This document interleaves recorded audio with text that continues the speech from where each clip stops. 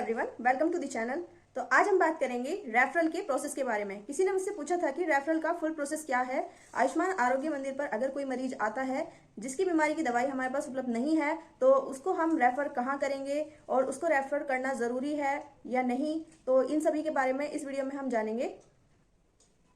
तो जब भी आपके पास कोई भी ऐसा लाभार्थी आता है जिसकी बीमारी का इलाज आप नहीं कर सकते हैं या आपके आयुष्मान आरोग्य मंदिर पर उससे संबंधित दवाई उपलब्ध नहीं है, तो आपको इस कंडीशन में पेशेंट को अपने नजदीकी पीएचसी या सीएचसी पर रेफर करना होता है और आपको उसका रिकॉर्ड अपने रजिस्टर में मेंटेन करना है। सबसे पहले आपको उसकी एंट्री अपने ओपीडी रजिस्टर में करनी होती है। आप उस मरीज को ओपीडी रजिस्टर में यहाँ पर एंट्री करेंगे। उसके बाद यहाँ पर एक ऑप्शन होता है रेफर का। यहाँ पर आपको अगर आप उसे पीएचसी पर रेफर कर रहे हैं तो यहाँ पर पीएचसी लिखेंगे और अगर सीएचसी पर रेफर कर रहे हैं तो यहाँ पर आप रेफर टू सीएचसी लिखेंगे। इसके बाद आपको रेफरल रजिस्टर में भी उस मरीज की एंट्री करनी होती है और उसके साथ ही साथ आपको एक रेफरल स्लिप का फॉर्म आपको उसको भर के देना होता है। ये आपको रेफरल स्लिप भी पेशेंट को देनी होती है जिससे आपके पास प्रूफ रहे कि आपने उस पेशेंट को सीएचसी या पीएचसी पर रेफर किया है। और आपको अपने रेफरल रजिस्टर में भी एंट्री करनी होती है।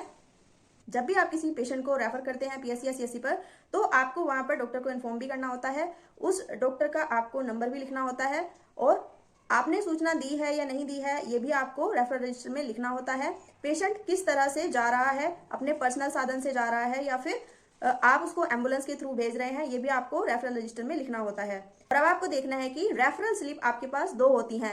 एक होती है एनसीडी से रिलेटेड। जब आप किसी भी मरीज को रेफर करते हैं एनसीडी के थ्रू, जैसे नॉन कम्युनिकेबल डिजीज अगर किसी को है, hypertension, diabetes, cervical cancer, breast cancer या फिर ओरल कैंसर, तो इस तरह के मरीजों के लिए जिन्हें आप एनसीडी के थ्रू रेफर कर रहे हैं ये वाली रेफरल स्लिप आपको भर के मरीज को देनी है। इस पर यहाँ पर आप देखेंगे एक तरफ लिखा हुआ है पेशेंट रेफरल स्लिप में ऑफिस कॉपी लिखा हुआ है और एक पेशेंट कॉपी लिखा हुआ है। तो आपको क्या करना है, जो ऑफिस कॉपी है ये अपने पास रख लेनी है जैसे मैंने रखी हुई है, और जो ये पेशेंट कॉपी है ये इसको भर के आपको फाड़ के मरीज को दे देनी है। तो ये आपका हो गया एनसीडी का रेफर। इसके लिए आपके पास सबूत भी रहता है कि आपने इतने मरीज रेफर किए हैं। देखिए जैसे ये रेफरल स्लिप आधी मेरे पास बची हुई है और आधी पेशेंट को देनी है। अदर डिजीज होती हैं जैसे वॉमिटिंग, डायरिया या कंटिन्यूसली ब्लीडिंग, इस तरह की कोई भी बीमारी है तो उस तरह के मरीजों के लिए आपको ये वाली स्लिप फिल करनी है जो रेफरल स्लिप होती है, और टीबी के मरीजों के लिए भी आपको यही वाली रेफरल स्लिप फिल करनी होती है। तो आपको दो तरह की रेफरल स्लिप मिलती है आयुष्मान आरोग्य मंदिर पर। ये आपको देखना है कि आपको कौन से वाली फिल करनी है। एनसीडी के लिए बड़े वाली रेफरल स्लिप होती है और अदर डिजीज के लिए छोटे वाली रेफरल स्लिप होती है। इसके बाद आपको क्या करना है, जब आप किसी पेशेंट को रेफर कर रहे हैं उसको रेफरल स्लिप के साथ ये भी बताना है कि जब आप पीएचसी या सीएचसी पर दिखाकर आए और डॉक्टर ने जो भी दवाई वहां पर प्रिस्क्राइब करी है वो आकर हमें दिखानी है। इससे क्या फायदा होगा, जो आपके जो पीबीआई के पॉइंट है, लास्ट वाला सबसे लास्ट वाला जो पॉइंट है उसमें 15A और B करके है, उसमें आपको रेफरल का ऑप्शन दिया गया है।